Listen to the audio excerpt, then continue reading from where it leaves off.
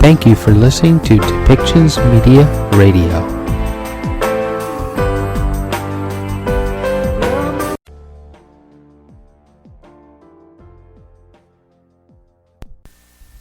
Welcome to Policy and Rights, the show about government policy and human rights.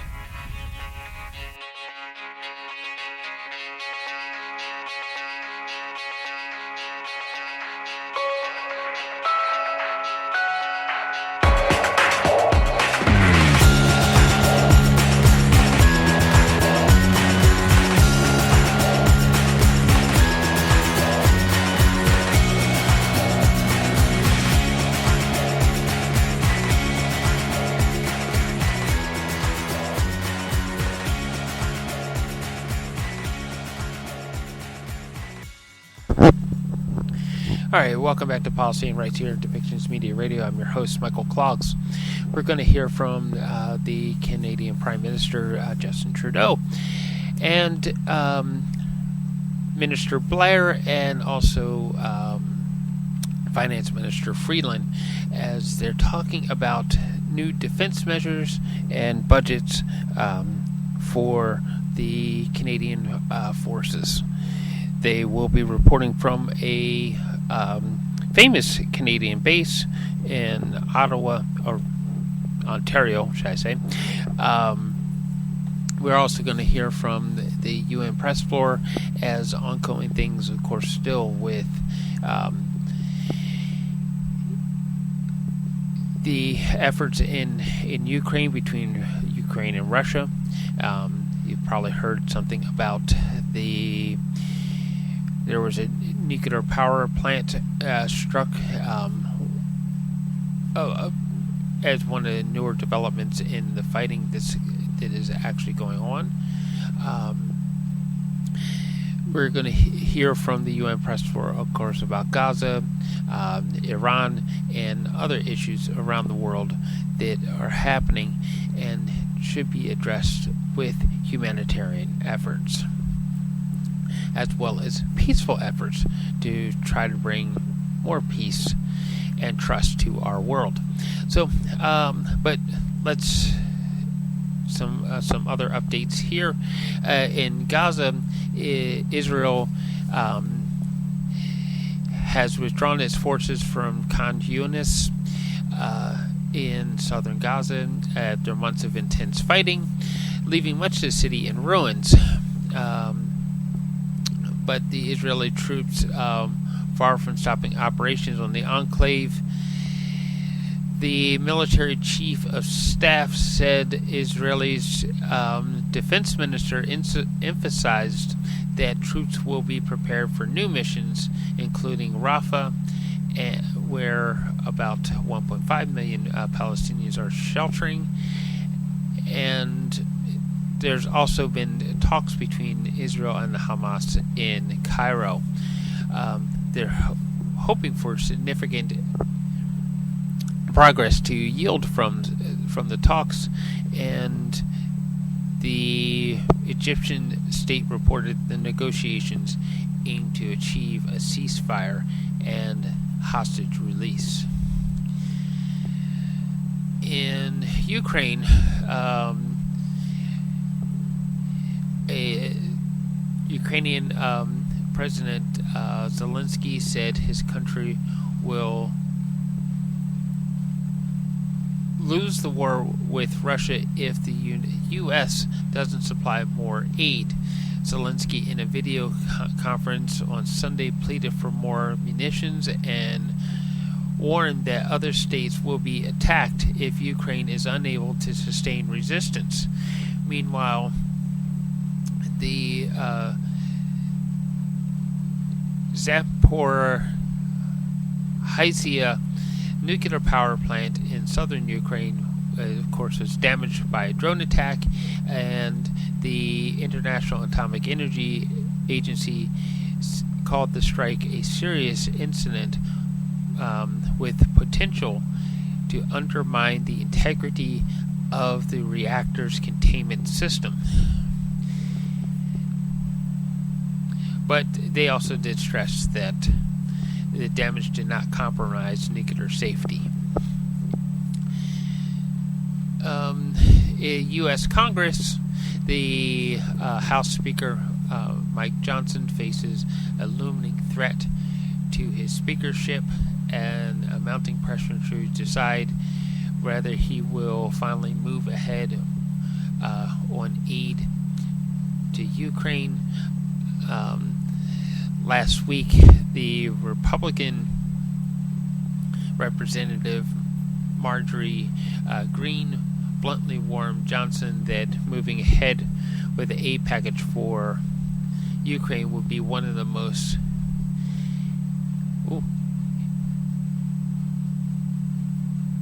egregious things he could do, and a threat to force the House vote seeking his ouster.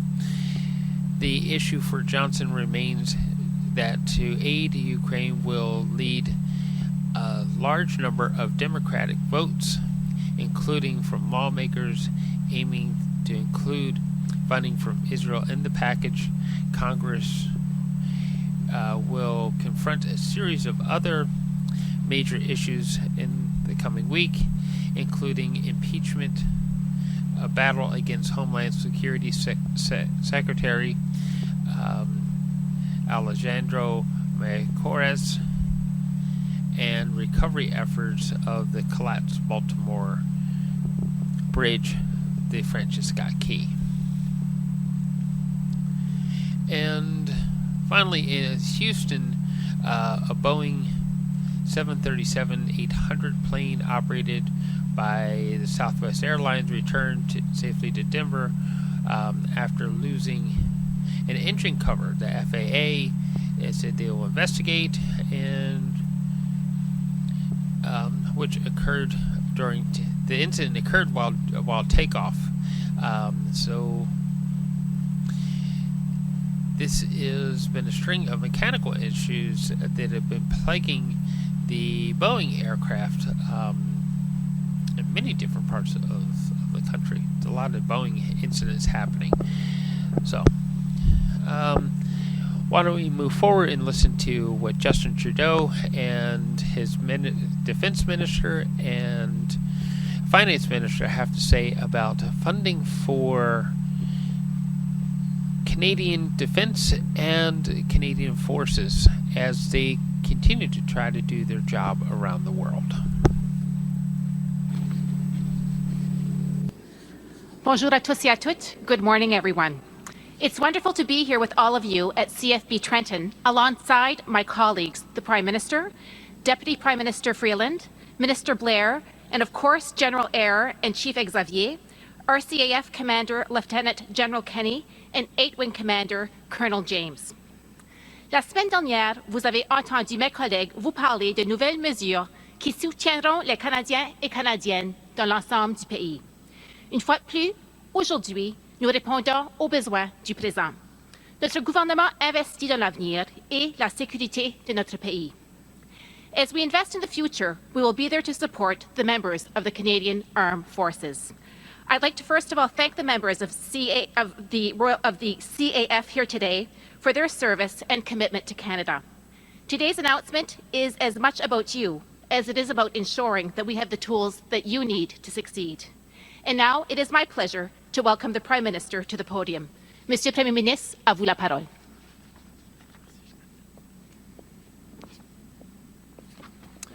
Merci Ginette pour l'introduction et pour tout ton travail en tant que ministre des Anciens combattants. Je suis très heureux d'être ici ce matin en compagnie de la vice-première ministre Chrystia Freeland et du ministre de la Défense Bill Blair aussi. I want to thank General Wayne Eyre and the members of 8th Wing and other CAF members at CFB Trenton for having us here today with them. This Canadian Forces Base where we are today, CFB Trenton, was established in a time of peace between the First and Second World Wars. It was farmland, became an air base for the Royal Canadian Air Force. It opened nearly a century ago, and during the Second World War it became the largest training centre and unit of the British Commonwealth Air Training Plan. My grandfather, James Sinclair, would have come through Trenton when he was a member of the RCAF on his way to serve in North Africa during the Second World War. People came here from far and wide to train and fly, people who went off to war, people who fought to defend what Canada stands for: freedom, justice, fairness, and peace. A lot of people who didn't come home. They were a generation that made immense sacrifices. We, their children, grandchildren, and great-grandchildren could live in peace. Service to country and to Canadian values defines who we are. We've always known that we're the best country in the world, so we understand our obligation to do our part. It's what we did in World War I and World War II, where names like Vimy Ridge, Dieppe, and Juno Beach became part of Canadian lore. And it's what we did in the decades that followed. It's why Kapyong Hill in Korea, Camp Nathan Smith in Kandahar, and Camp Adatsi in Latvia are so meaningful. Grâce au courage des Canadiens sur les champs de bataille au cours de notre histoire, le Canada a pu augmenter son influence sur la scène internationale. Je pense à la fondation de l'OTAN, à la crise du canal de Suez, au processus de paix en Irlande du Nord auquel on a contribué, et à la présence de Roméo Dallaire sur le terrain au Rwanda il y a 30 ans cette fin de semaine. Canadians are connected to the world, and we've always punched above our weight. Today, we live in an increasingly complex and challenging time. So now, more than ever, the world needs more Canada, and the world needs more Canadians. And whereas in the entirety of the 20th century, we sent our people out to the front lines across the world, we are now on the front lines of new and evolving threats. Technological advances and cyber attacks mean there are myriad ways for engagement that go beyond traditional borders. Rising and disruptive powers like China and Russia mean NATO's northern and western flank is the Canadian Arctic. And climate change is rapidly reshaping Canada and reshaping our north. Les membres des Forces armées canadiennes sont déployés plus souvent qu'avant pendant des feux de forêt et des ouragans. La glace polaire est en train de fondre et nos voies navigables sont plus accessibles qu'à tout autre moment de notre histoire. The Northwest Passage could become the most efficient shipping route between Europe and Asia by 2050. That's just 26 years away. Canadians are, once again, called upon to meet the moment. Today, we are announcing our next commitment to our armed forces and to Canadians' security with the investments laid out in Our North, Strong and Free. It makes $73 billion worth of investments over the next 20 years. Our North, Strong and Free invests in new surveillance capabilities for land, sea, and air in the north. It leverages Canada's world-class technology, including in AI and quantum, so we can stay ahead of the curve. It creates jobs, and importantly, it supports all those of you who serve. This is about protecting our values, our sovereignty, and our north. Indigenous peoples have long been integral to Canada's identity as a northern nation. But too often, defense in the north has been entirely separate from the people who've lived there for millennia. This must never again be the case. Our investments in the north must serve both Canada's defense and the well-being and success of the Inuit, First Nations, and Métis who've always been its stewards. This is something I've heard directly from Inuit leadership and a crucial piece of our work together to advance the Arctic and Northern Policy Framework. Aujourd'hui, on vous présente notre plan de 73 milliards de dollars sur 20 ans pour renouveler la vision du Canada en matière de défense qu'on a appelée notre Nord, fort et libre. L'importance stratégique de l'Arctique canadien est en train d'augmenter à cause des changements climatiques Alors on va le protéger. On va rester à la fine pointe de la technologie et on va s'assurer que notre défense soit moderne et qu'elle corresponde à nos objectifs. On va investir dans de nouvelles capacités, dans du nouveau matériel et dans les membres des Forces armées canadiennes. Les investissements qu'on fait aujourd'hui s'ajoutent à d'autres investissements substantiels qu'on a déjà faits. Souvenons-nous qu'en 2014, les dépenses en matière de défense avaient chuté à juste 1% de notre produit intérieur brut. Depuis 2016, notre gouvernement met le Canada sur la bonne voie pour que ses dépenses en matière de défense aient plus que doublé avant 2026. Ces investissements nous ont permis d'augmenter nos contributions à l'OTAN, de moderniser et de renforcer le NORAD et d'accroître notre présence dans la région Indo-Pacifique. And we are supporting our friends in Ukraine as they push back against Putin. Russia's illegal and unjustifiable invasion is a direct attempt to fracture the foundations of democracy and our global rules-based order. It's an attempt to undermine the values and principles that previous generations fought for, subsequent generations benefited from, and that we must secure for this generation of Canadians and the next. This is why we are stepping up once again to preserve and defend the rules-based order that has allowed people around the world to prosper for the better part of the last century, to stand up for Canadian values like freedom, justice, fairness, and peace, to keep Canada and the world safer in a time of increasing difficulty. Now is the time to do even more, and our government is answering the call with this investment. Avant de terminer, j'aimerais m'adresser directement aux femmes et aux hommes des Forces armées canadiennes. Le monde change, mais nos valeurs en tant que Canadiens ne changent pas. Every day, you, as proud members of the Canadian Armed Forces, show us what service to country, service to the values, ideals, and people of this country means. We need you. The world needs you to continue to step up. And we will be there to give you the support and resources and tools you need to match your courage and your convictions. Merci pour tout ce que vous faites. I will now turn it over to the Deputy Prime Minister. Chrystia.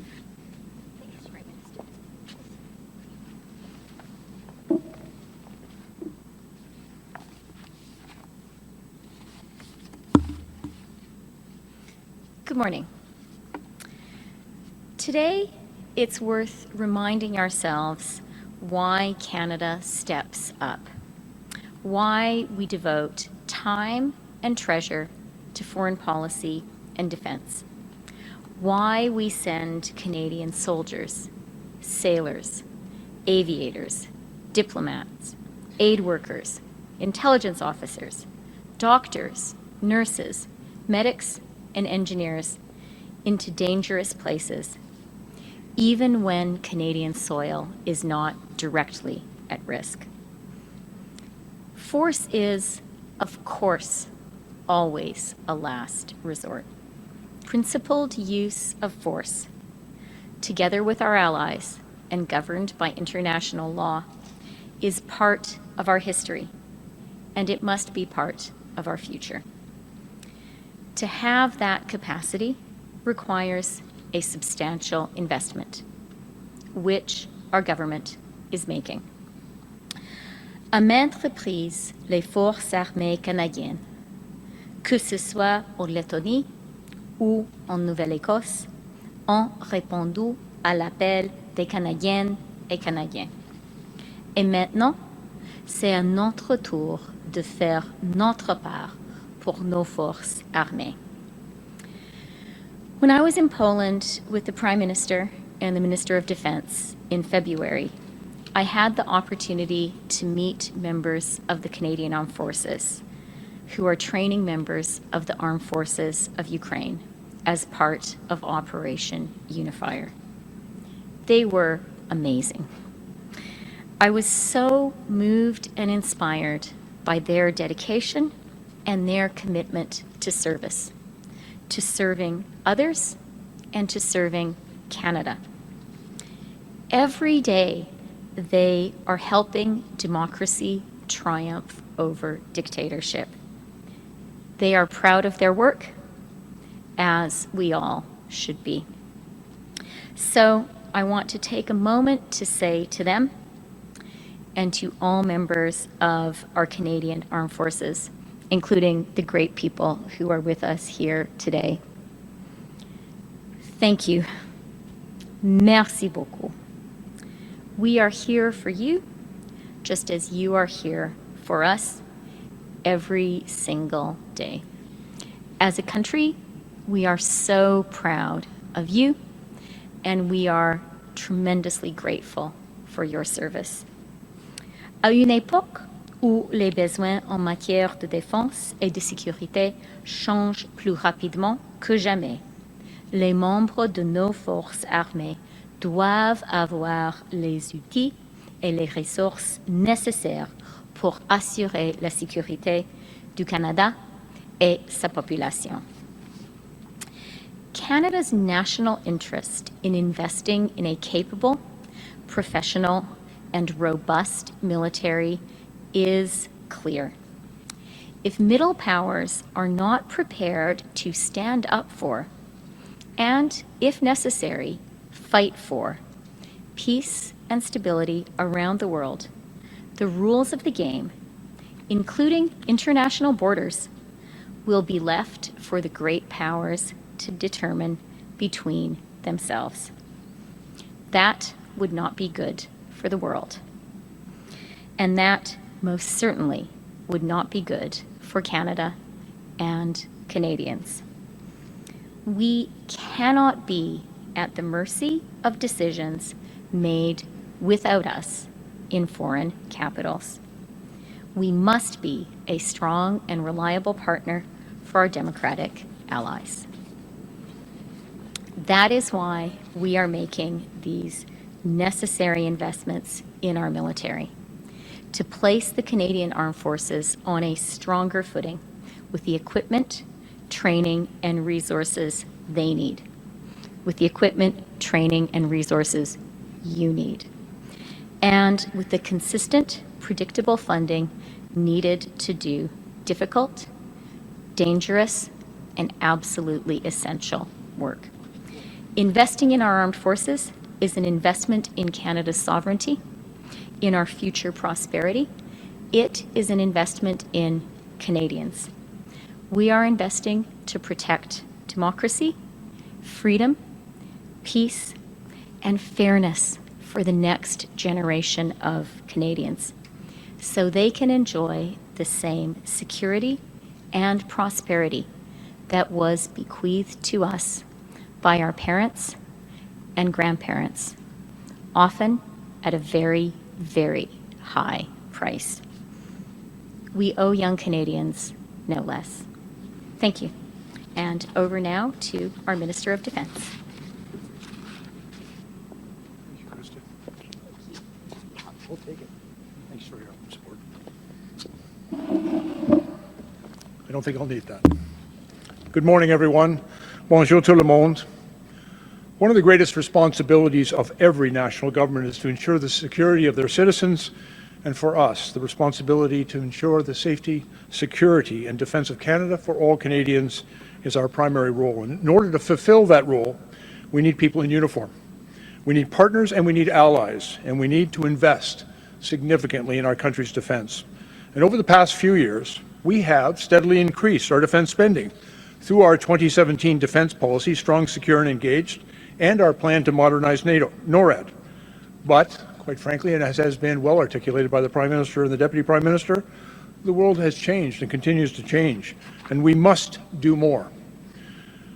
The changing threat environment is one of the things that challenges most significantly. Climate change is disproportionately affecting our Arctic, which is warming at 4 times the global average.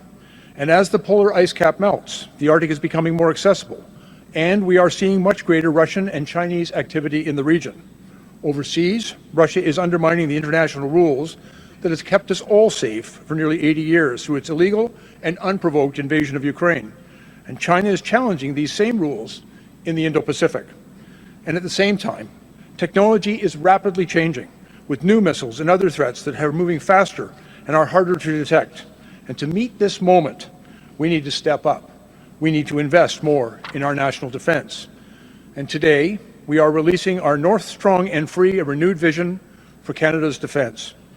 With the new investments that we're announcing today, Canada will invest an additional $8.1 billion over the next 5 years and approximately $73 billion over the next 20 years. The investments, which will be in Budget 2024, will bring our defense spending to 1.76% of GDP by 2029-2030. This is a very significant and necessary step towards reaching our NATO commitment of 2% of GDP. And by 2030, our government will have almost tripled our defense budget from 2014-2015. And through this policy, we are committing to an ambitious program of investment that will leave Canadians safer and more prosperous. Job number one is ensuring Canada's sovereignty here at home, specifically in our Arctic and in our northern regions. And to get this done, we are making a series of focused investments in the Arctic and for continental security. And these will include a new fleet of early warning aircraft, a new fleet of tactical helicopters, a network of infrastructure in the north, long-range missiles to deter threats to Canada, new maritime sensors, and a satellite ground station in the Arctic, and much more. There will be significant opportunities to invest in multi-use infrastructure that can support CAF operations and, at the same time, contribute to the needs of territorial governments, Indigenous people, and northern communities. We will work with First Nations, Métis, and Inuit in truce partnership and consultation. And I had the opportunity over the past few days to speak to all of our northern premiers, the leadership of the ITK and the AFN, and we are absolutely committed to working collaboratively together to produce the best results for our northern communities and for Canada's defence.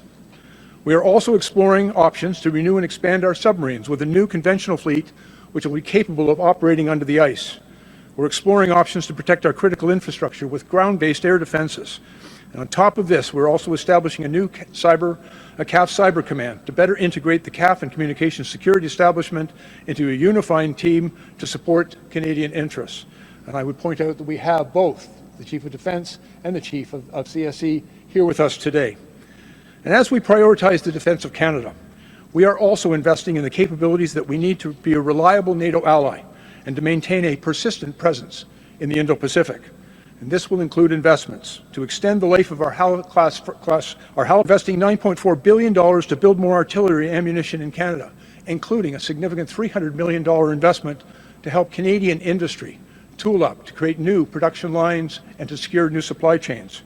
We are exploring options with our industry to modernize our artillery weapons and to upgrade or replace our tank and lab fleets. Defense policy is also industrial policy.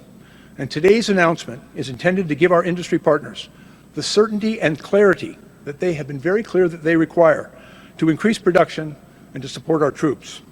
Ramping up our production is vital because, in fact, production is deterrence, and it supports thousands of good jobs right across this country. And to our industry partners, we know that we need to do business differently, and that is why we are launching a review of our defense procurement processes to get more equipment delivered faster and more efficiently for all Canadians. And as we proceed with this work, we know that the world will continue to rapidly evolve. And to properly account for these changes, we're also committed to a regular cycle of defense policy reviews and national security strategies every 4 years. And of course, none of this work is possible without the extraordinary people who work in the Department of National Defence and the Canadian Armed Forces, and which is why we are going to invest $100 million to improve childcare access for CAF members, and an additional $300 million to improve military housing.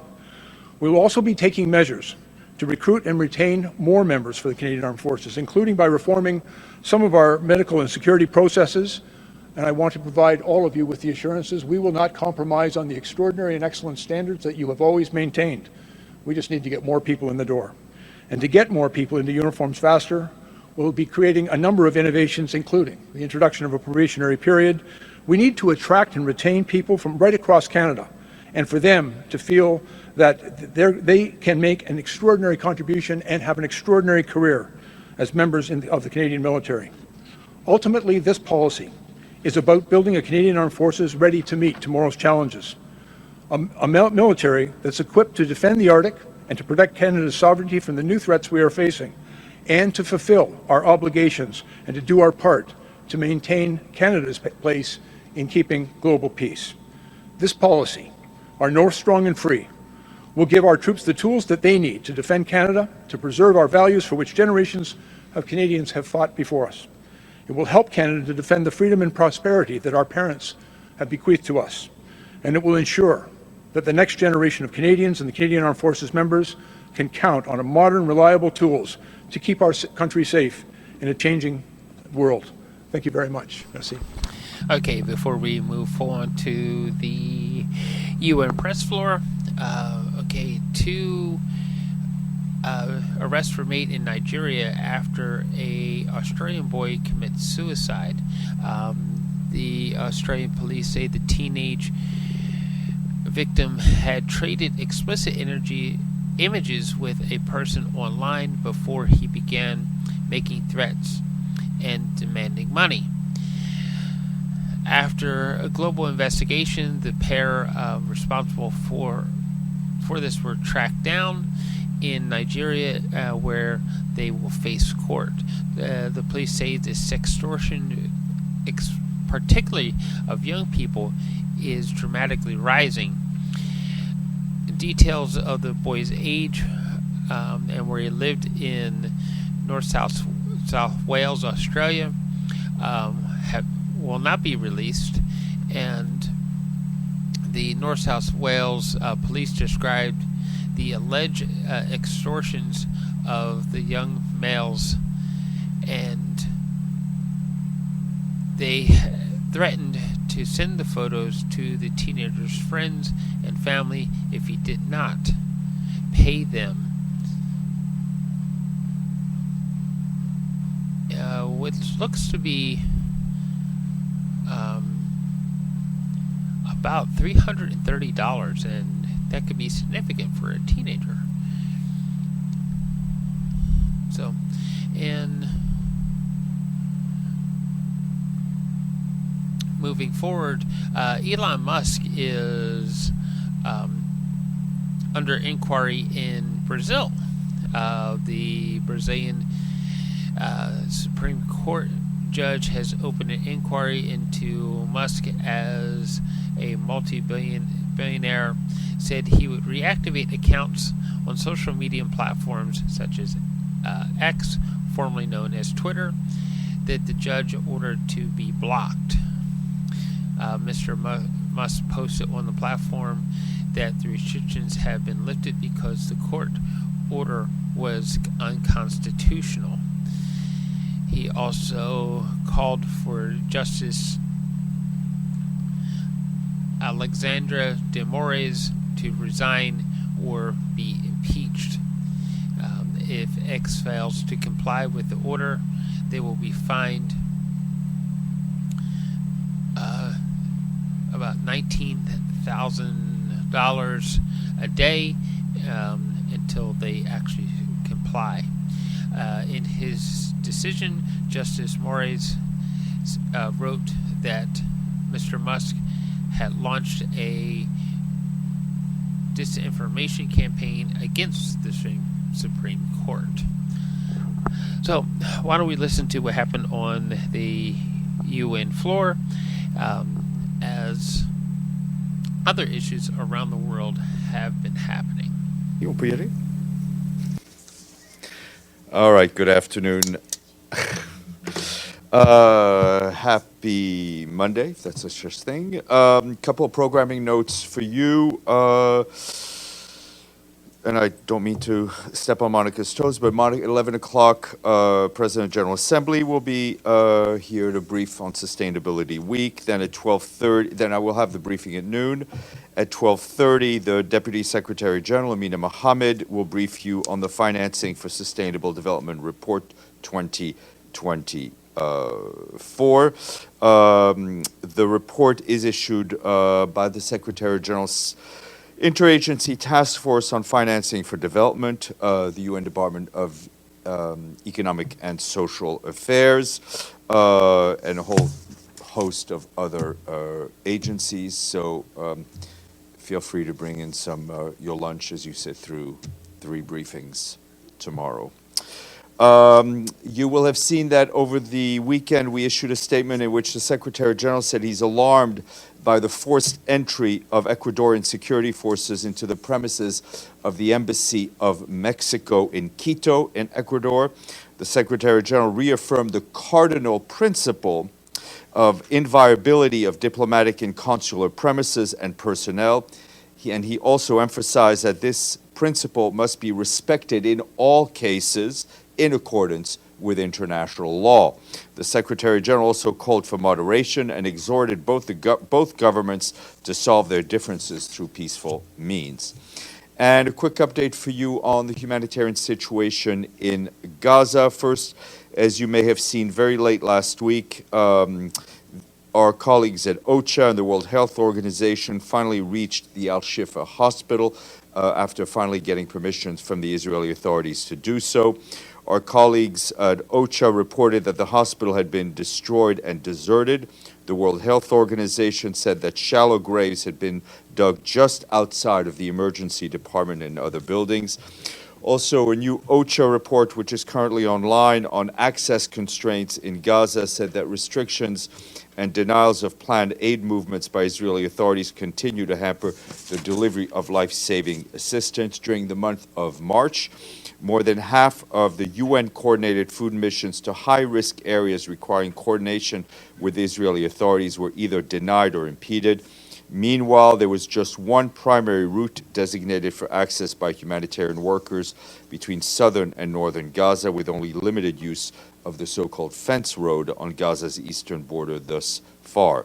Despite these restrictions, we and our partners continue to deliver humanitarian assistance to civilians in Gaza and wherever and whenever we can. Last week, 17 health partners provided primary and secondary health services to almost 250,000 people. The work is also underway to expand medical service points between the western coastal areas of Rafah and Deir al-Balah. Meanwhile, several partners working on water, sanitation, and hygiene provided assistance to more than 130,000 people last week. They distributed more than 10,000 cubic meters of clean water by truck and safely collected and disposed of more than 52 tons of solid waste. And in a joint statement on the occasion of 6 months since the exchange of fire started across the Blue Line, the special coordinator for Lebanon, Joanna Rowenka, and the head of the UN interim force in Lebanon, UNIFIL, Lieutenant General Haroldo Lazzaro, urgently appealed today to all sides to commit to a cessation of hostilities under the framework of Security Council Resolution 1701, and also to avail of all avenues to avoid further escalation while there is still space for diplomacy. Dozens of civilians have tragically lost their lives, while many more have lost their homes and livelihoods, the statement said. Both officials underscored the importance of focusing anew on the overarching objectives of a permanent ceasefire and long-term solution to the conflict, saying that the United Nations stands ready to support such efforts.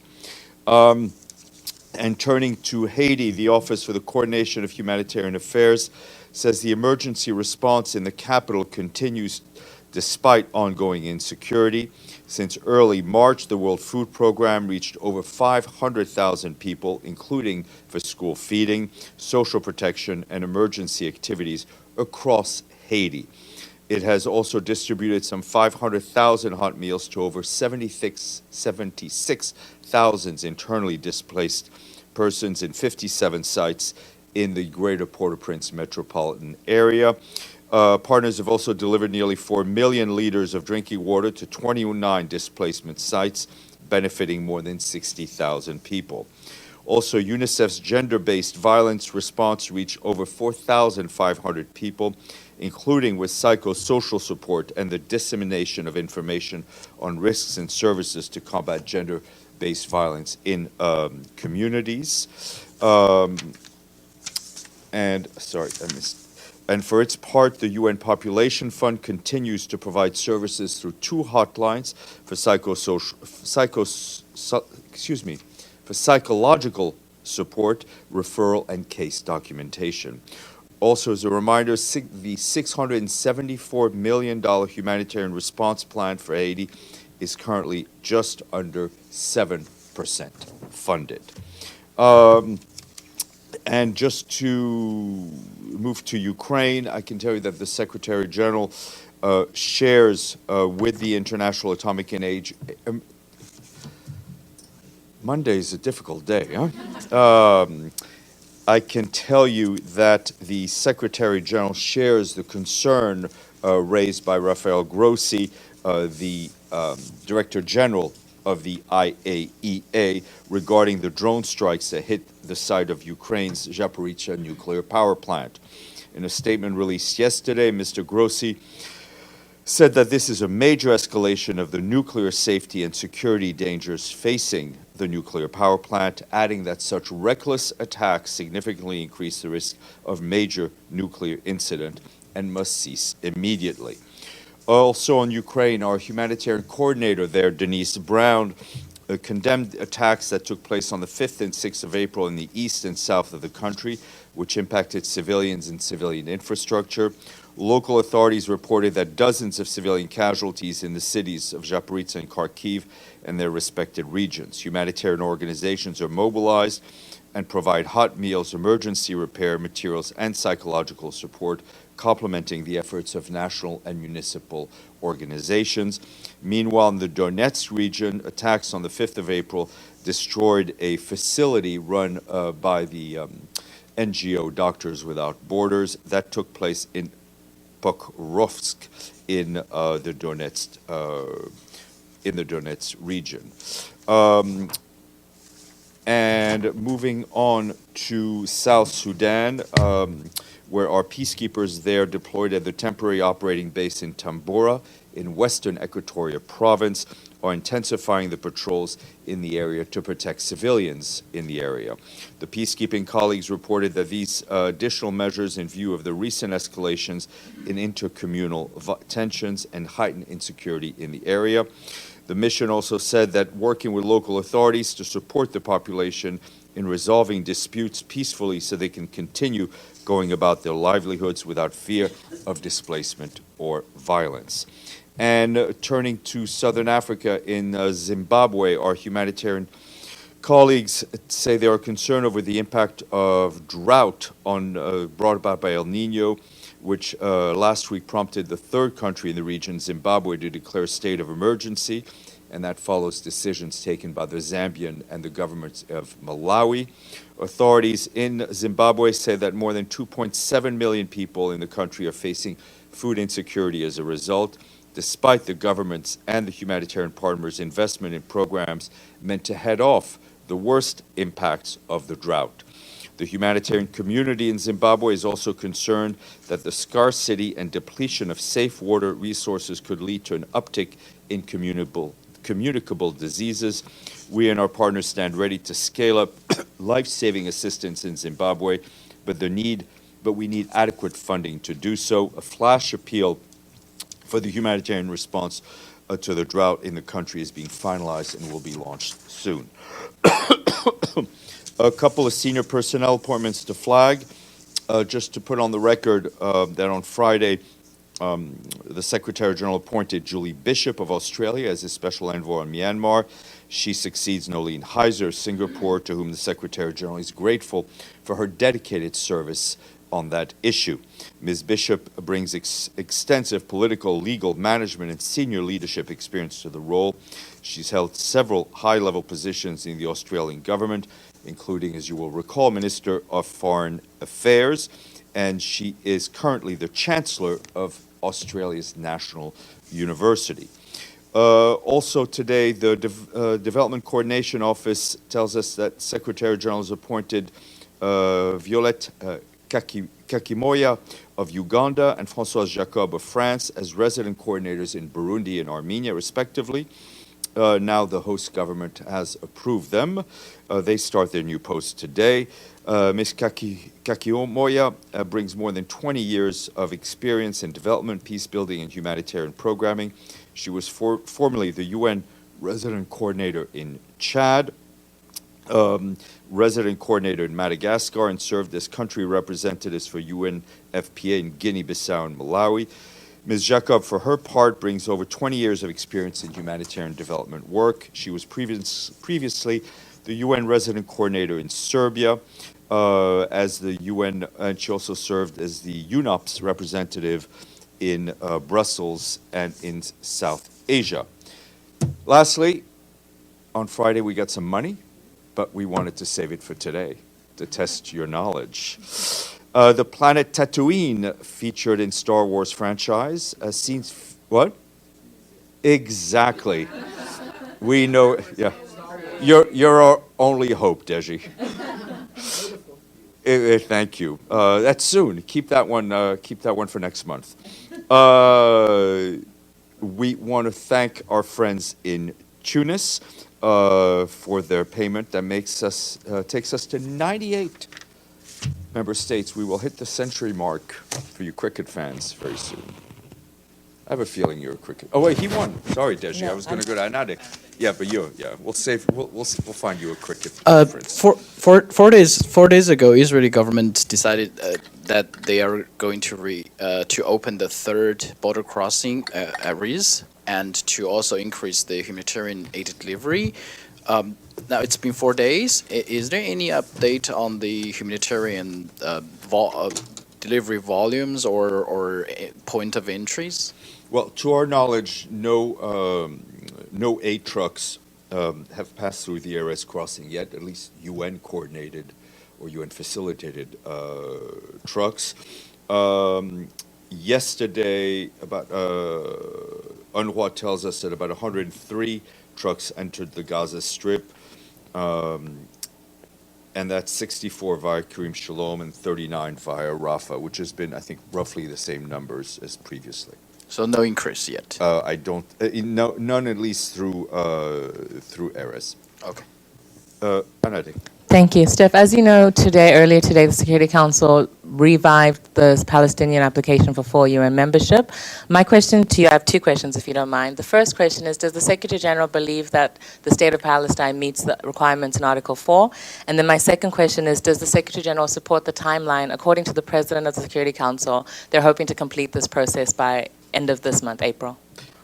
This process, as well as the judgment on the validity of the membership, is strictly in the hands of the member states, and the Secretary General has no comment at this point. Let's move on to Al Jazeera Bis. Thank you. So more pictures and footage is coming out of Al Shifa Hospital. Last week, you mentioned that some WHO personnel were able to visit. Do you have an update on that, and if they reported back on what they saw and what they assessed on the ground there? No, I mean, no more than what I just reported to you, but that visibly from what we've been told, the situation is catastrophic, to say the least. Senor, then I will go to the screen. Steph, more on the conflict on Mexico and Ecuador. I've seen the statement, but today the Mexican foreign minister said that she's sending a letter to the Secretary General asking to act more than a statement and send the issue to the Human Rights Council and the General Assembly. Well, we will wait to see the letter from Ms. Barcena, and the Secretary General will act upon it. And as always, he is, should both parties want it, he is always his good offices, as in anywhere, are available. But I think you saw from the statement, I think his language was very clear on the issue and the need to protect embassies, diplomatic and consular premises in accordance with international law. Is there a possibility that the UN acts against this unusual movement from Ecuador? Listen, let's take a look at the letter. I think when you say the UN acts, I think the question is which bit of the UN are you referring to? Whether one of the legislative bodies of the UN will take action, I think we have to wait and see. Margaret and then Stefano. On Julie Bishop on Myanmar, when will she start and where will she be based? She will likely be based in Australia, as this is not a full-time position.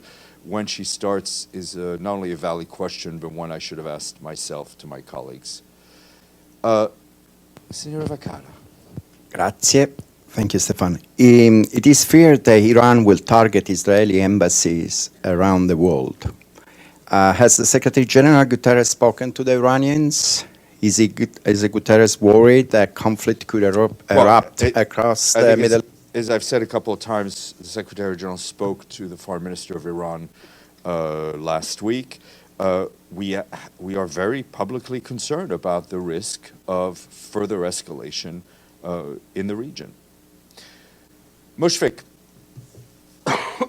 Thank you, Steph. Can you hear me? Yes, sir, and I can see you. Yeah.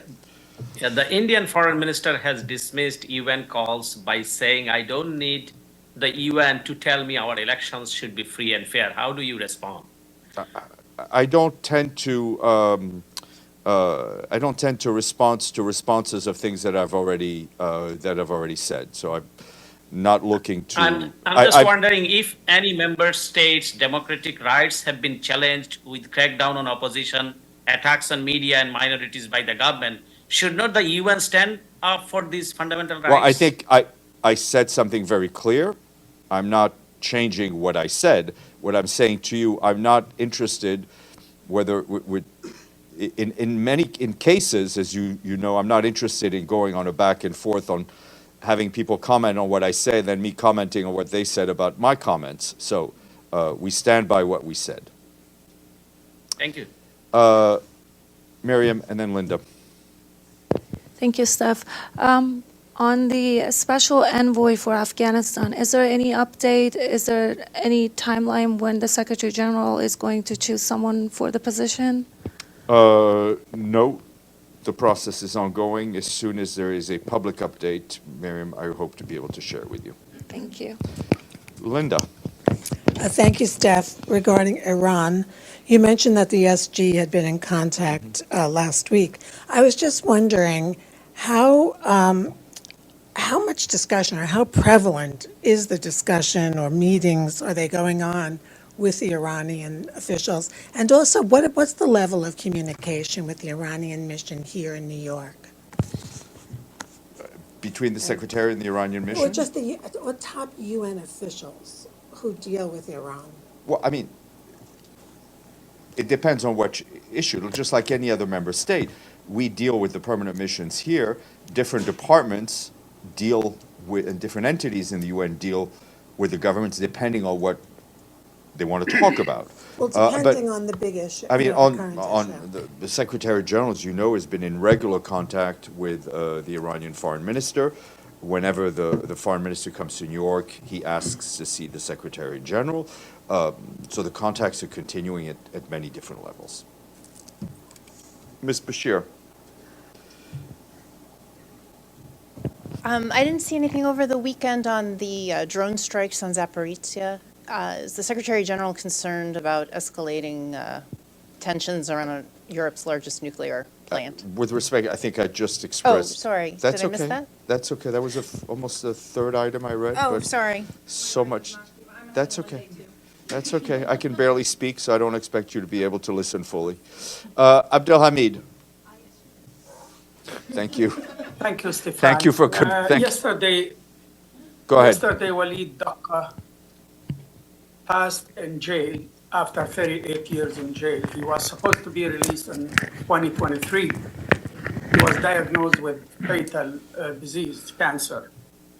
And after October 7, he was neglected. He was taken to hospital twice, and yet he was not released.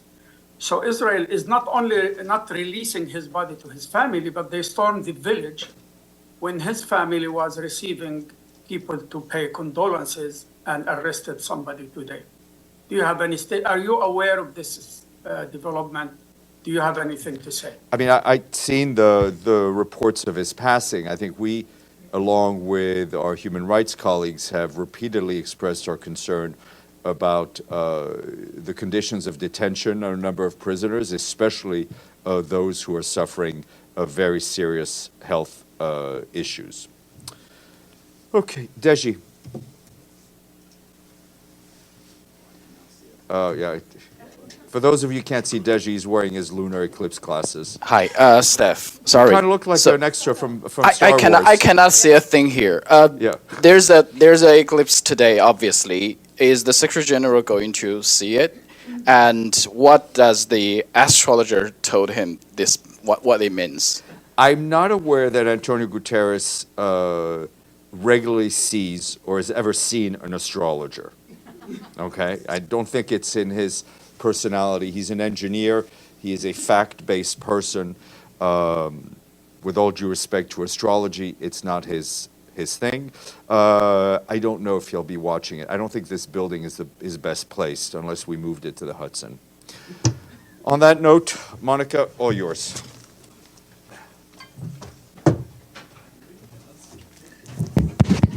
Thank you very much, Steph. Good afternoon, everyone. I have 3 notes for you today, and before we meet again tomorrow morning here. So the President of the General Assembly, Mr. Dennis Francis, spoke this morning at the plenary meeting on Agenda Item 63, use of the veto. Member states heard remarks by the Federation of Russia and the Republic of China on 2 vetoes cast during the vote of a draft resolution on 22nd of March at the Security Council on the situation in the Middle East, including the Palestinian question. In his speech at the opening of the plenary meeting, President Dennis Francis expressed deep regret that the General Assembly is meeting again on the veto initiative due to the perennial inability of the Security Council to speak with one voice on matters of grave importance and sensitivity in relation to the maintenance of international peace and security. The PJ reiterated his appeal for an end of the conflict, whilst recalling that the violence has killed over 32,500 Palestinians since the 7th of October, the majority of them women and children. President Dennis Francis asked for an immediate humanitarian ceasefire and that all parties comply with their obligations under international law. He also said that all hostages must be immediately and unconditionally released, and unhindered humanitarian access must be ensured without conditions.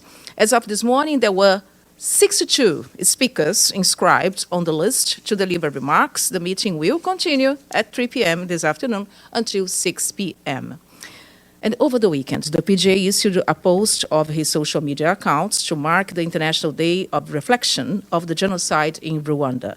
Mr. Francis said, and I quote, "This year marks the 30th anniversary of the 1994 genocide against the Tutsis. Let us join the people of Rwanda in remembering this dark chapter of history and ensuring that the victims are never forgotten. Let us also take hope from the post-genocide reconciliation in Rwanda and strengthen our resolve to never let the crime of genocide happen again." And tomorrow morning, President Dennis Francis will be at NASDAQ market site to ring the opening bell to promote the upcoming UN General Assembly Sustainability Week, which will take place here from 15th to 19th April next week. President Francis will be received by NASDAQ's Executive Vice Chairman, Mr. Edward Knight, who manages global government relations, and will be accompanied by the members of his team. After ringing the bell in NASDAQ to sign the start of the trading day there, the PJ will return here to his office and meet you for his press conference on Sustainability Week here at this very press briefing room at 11 a.m. President Francis will deliver short opening remarks, about 5 minutes, and answer your questions. The press conference will also be webcast live on UN Web TV and on UN YouTube channel. So, by the way, questions. Do you have any questions for today here or on the screen? So, yeah, Deji, how are you today? So what's the position for of PGA on the admission of Palestine as a member state of the UN? The PGA supports the decision that member states that decide over this question will make. So this is not for the PGA to make an opinion. It's a decision by member states. Okay? But thank you so much and good luck with the eclipse. Okay? I have a question. Monica. Oh. Why you ignored me? We are all we're always staying here for you. Go ahead. It's good to see I have you. my name there. Can Yes. you see it? No, I can't. Okay, I sorry. don't have my phone. But go ahead. It's Yeah, okay. Deji- It's nice to see you. Deji, in Yes. fact, took my question. He Deji always did? reads my mind. Okay. Yeah. Go But ahead. I'd have follow-up. Sure, go ahead. Since Resolution 181 is a GA resolution, and Mhm. that resolution called for the establishment of an Arab-Palestinian state in, as you know, part of Palestine. So doesn't the PGA feel that he's empowered by that resolution to express his opinion about the legality of independent Palestinian state? Thank you, Abdelhamid, for this question. You know, we were here before when the PJ spoke about the issue of two states living side by side in a peaceful manner. When it comes to the meeting tomorrow that is taking place in the Security Council, as you know, this is a decision that member states will make, and the PJ has nothing to say about that. But thank you for your question. I appreciate it. And I see you back here tomorrow at 11 a.m. Thank you so much. Thank you for listening today. You know, is the Brazil Supreme Court trying to shut Elon Musk down? We on the surface we might be looking at, well, you know, it is the government trying to bully people around and making unconstitutional actions, but Elon Musk should look closer into it and try to actually work with the government on that. And that's the whole thing. Is we live in places where the social media is active, and it's also places where we have elections, and that we can have, as people, we can have an effect on what is happening in our world, and we should be taking that time to voice our opinions and make them known to our government officials, to those who are in leadership, that we don't want to see power abused. We want to see our social media and other tools used to help and promote people so that we can rise above hatred, bring about more love, and help people just live better. So, wherever you find that subscribe button, please click it and get more updates from us and hear more messages about how we want to promote that love in our world, that loving energy, so that we all can just simply live better. We can all live wonderful lives and leave some of the mistrust and negativity behind us as a human race as we reach further out into our universe.